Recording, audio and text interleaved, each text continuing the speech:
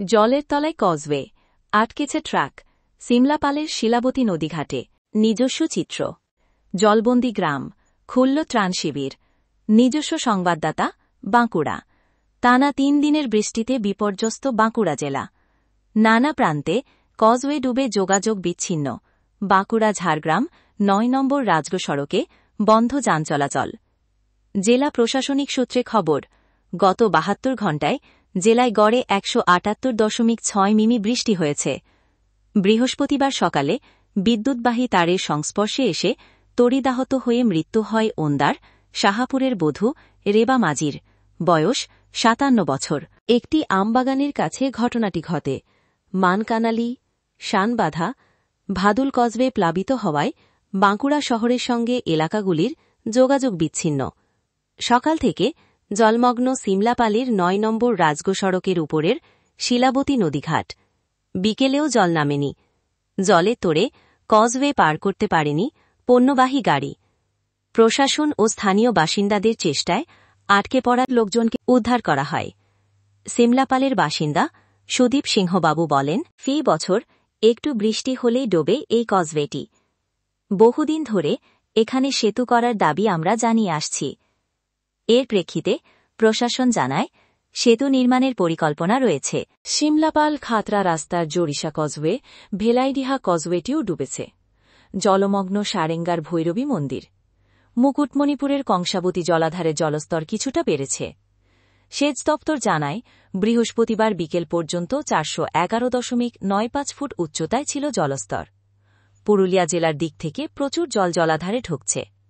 এদিন সকাল থেকে জয়পন্ডা নদীর জল ঢুকতে শুরু করেছে তীরবর্তী তালড্যাংরা ব্লকের পাটতেন্তুল ও বাঁশঘর গ্রামে। জলস্তর ক্রমশ বাড়ায় 2টি গ্রামের বাসিন্দাদের সরানো হয়েছে পাঁচমুড়া হাইস্কুলের অস্থায়ী ত্রাণ শিবিরে। পুকুর উপচে ডুবেছে আতকরা গ্রামের কিছু এলাকা। আতকরা প্রাথমিক বিদ্যালয়ের ত্রাণ শিবিরে আশ্রয় নিয়েছেন বাসিন্দারা। রাধানগর গ্রামের স্থানীয় রাধানগর কমিউনিটি হলে খোলা হয়েছে অস্থায়ী ত্রাণ শিবির। তালড্যাংরার কুণ্ডুলিয়া ও দেউলভিরা গ্রামেও অস্থায়ী ত্রাণ শিবিরে এসে উঠেছেন দুর্গতেরা। প্রশাসন জানিয়েছে, বেশ কিছু কাঁচা বাড়ি ক্ষতিগ্রস্ত হয়েছে। দুর্গতদের ত্রাণ শিবিরে সরিয়ে নিয়ে যাওয়ার পাশাপাশি বিপর্যস্ত এলাকাগুলিতে প্রয়োজনীয় জিনিসপত্র পৌঁছে দেওয়া হচ্ছে। ঈদপুর ব্লকের ক্ষতিগ্রস্ত কাঁচা বাড়ির বাসিন্দাদের জন্য ত্রিপলের ব্যবস্থা করে প্রশাসন। বাড়ি বাড়ি যান প্রশাসনিক কর্তারা। ইন্দাসে মঙ্গলপুরের একটি ব্রিজের উপর দিয়ে বইছে দেবখালের জল। ফলে বক্তাপুরের সঙ্গে মঙ্গলপুরে যোগাযোগ বিচ্ছিন্ন। দ্বারকেশ্বরে জল বেড়ে ভেসে গিয়েছে ইন্দাসের বেতালন মাহামায়া কলোনি ও বেতালনের বাঁশের সেতু।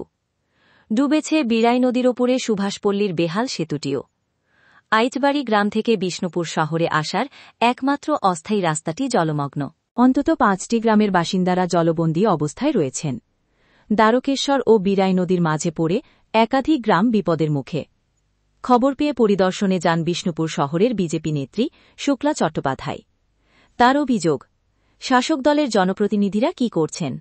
নেতারা শুধু শহরে পরিষেবা দিতে ব্যস্ত। বিষ্ণুপুর পুরসভার 7 নম্বর ওয়ার্ডের ভুইয়ারবাড়ি এলাকা জলমগ্ন হয়ে পড়ায় নিকাশি ব্যবস্থাকে দুষছেন স্থানীয় পুরপ্রতিনিধি তৃণমূলের রীতা বন্দ্যোপাধ্যায়। এ নিয়ে পুরপ্রধান বিষ্ণুপুর গৌতম গোস্বামী বলেন, অবিশ্রান্ত বৃষ্টি হচ্ছে, নিচু এলাকাগুলিতে জল রয়েছে, বাকি এলাকাগুলির পরিস্থিতি ঠিক। এদিকে কতুলপুরের বিভিন্ন এলাকা প্লাবিত। জয়রামবাড়ি যাওয়ার রাস্তার উপর দিয়ে বইছে আমোদর নদের জল। জেলার সার্বিক পরিস্থিতি নিয়ে এদিন প্রশাসনিক কর্তা ও বিডিওদের সঙ্গে ভার্চুয়াল বৈঠক করেন বাঁকুড়ার জেলাশাসক সিয়াদ এন। কাঁচাবাড়ির বাসিন্দাদের নিয়ে বিশেষ সতর্ক থাকার নির্দেশ দেন তিনি। অতিরিক্ত জেলাশাসক সাধারণ নকুলচন্দ্র মাহাতো বলেন, জেলা জুড়ে 20,574টি ত্রিপল বিলি করা হয়েছে।